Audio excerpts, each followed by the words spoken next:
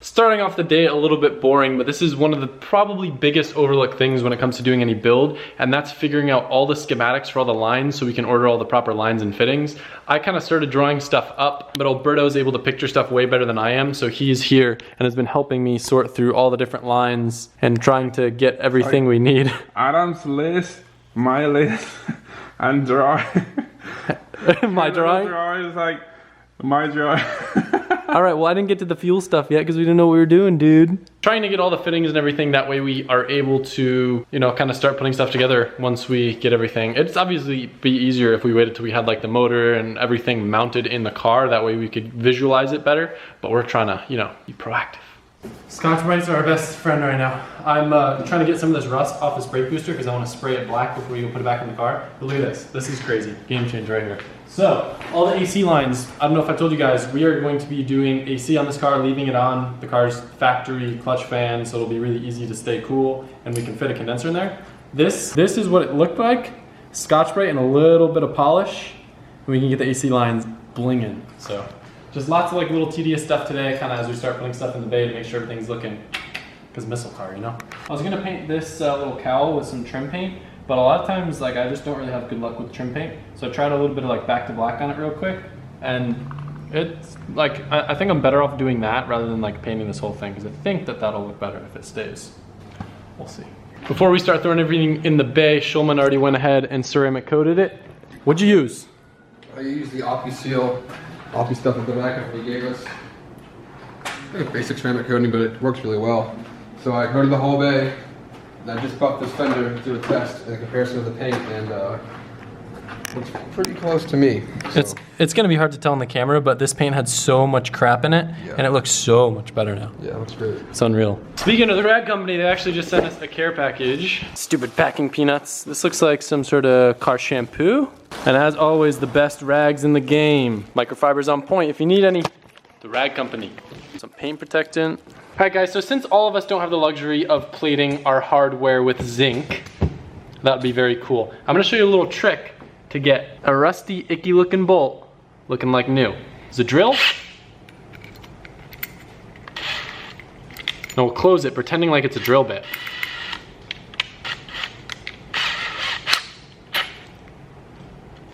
Then all I'm gonna do is take a Scotch-Brite and hammer away. And now would you look at that? Look how pretty it is. It's not zinc, but next best thing, right? Now I only have about 700 bolts to do this to, so it shouldn't take too long. But there's a nice little before and after. Crazy, right? Again, it's not the biggest deal since technically it's a missile car. I just can't stand putting like old rusty bolts back in a brand new engine bay, and I haven't gotten the MPC hardware yet, so for some bolts, gonna have to resort to my old tactics. All about the little details. Alberto's cleaning up all the rubber grommets before he puts them back in.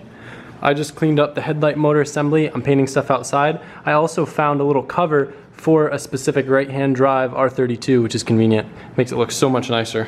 We can also remove all the fuel lines since, like as I said before, we're gonna be using -8 lines throughout the whole entire underside of the car, so that'll take a lot of crap out of the way. I mentioned to Alberto that I remember last time Jimmy painted his bay on his 300ZX, like his old red one. I remember that he masking taped the whole entire bay to make sure that nothing got scratched up. Alberto was like, I'll do you one better.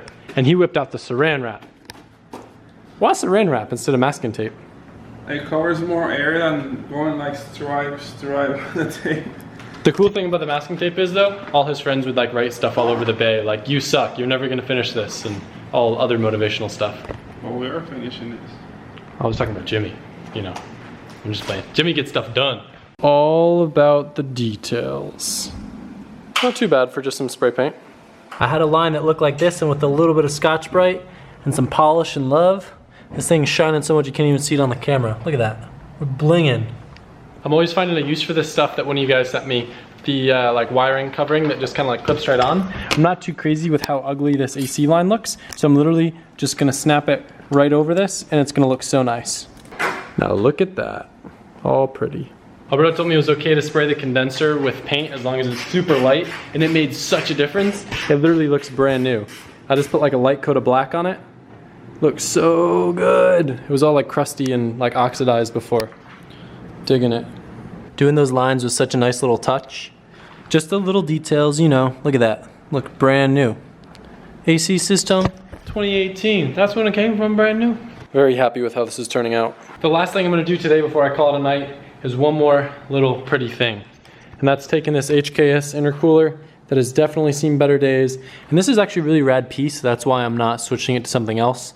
These are actually pretty expensive and they fit really nice in the R32 with the front crash bar still intact. It's got really nice end tanks. It's pretty light. So I'm gonna try to get this thing as shiny as I can. And as you can see right now, it has definitely seen some better days.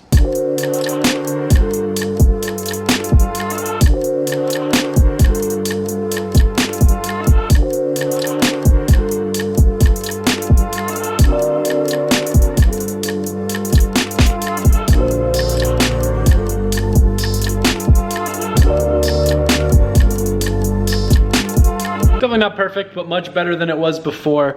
In case you're curious what method I used for getting it polished from how rough it was before, I've actually been using the Scotch-Brite a lot. I'll kind of go in both directions. It's much more effective at eating through stuff if you go like one direction and then switch and go the other direction because you like cancel out your own ridges. Also on the top, I did the same method that I did way back in the day when I refinished Style 5s for my E46, where I went up from like 400 grit all the way to 1500 grit, alternating, stepping up each grit in the sandpaper, switching direction. It's supposed to be the right way to do it, but I didn't get it good enough in the beginning, so it's not perfect, but it's a lot better than it was, and I'm just gonna live with it.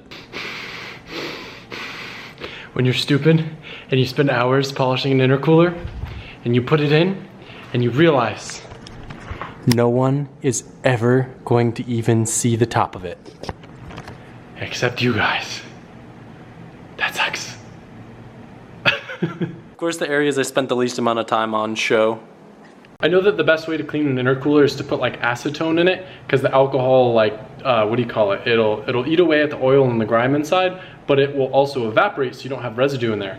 I've also heard people using gasoline, so I wonder, well actually I don't wonder because I'm gonna try it. I'm gonna use E85 because I would think that the alcohol in it would function kind of in the same way. So I'm gonna do that and see how dirty this intercooler actually is. I used 2 rubber gloves as caps on the ends so I could shake it around with the E85 in, which I quickly found was a bad idea because A, they don't really seal that well, and B, that builds pressure and then the gloves blow up like hands, which was actually kind of funny. So I'm shaking that around and I'm gonna drain it. We're gonna see how gross it really is.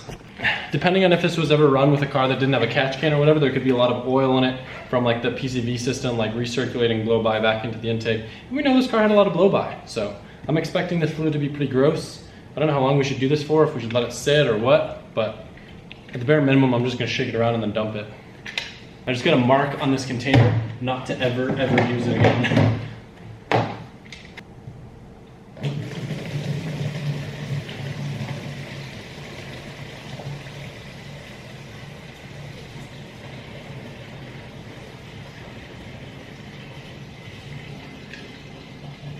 Well, I'll tell you, the 85 that came out was crystal clear, so obviously that didn't really work well. Man, I would have sworn that would have ate at it. We're learning science.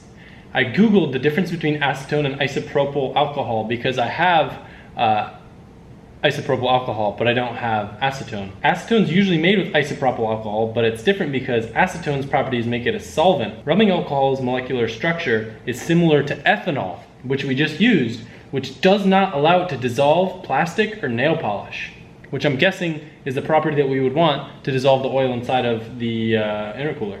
Both are extremely flammable, however, though, so no cigarettes today. Until I can get some acetone, I think we're gonna call it a night, so I will see you guys tomorrow. I try to include a lot of like dumb little tricks and tips that I use for cleaning stuff up in here. Hopefully some of it might have been helpful to you, and I hope you guys are enjoying seeing the progress of this thing coming along. Probably doesn't look like much to you, but a lot of the main little annoying stuff is in there, and tomorrow I'll probably start sorting through the harness and some of the other like little random things that gotta get mounted up, but I'm very excited and I hope you guys are too. All right, later.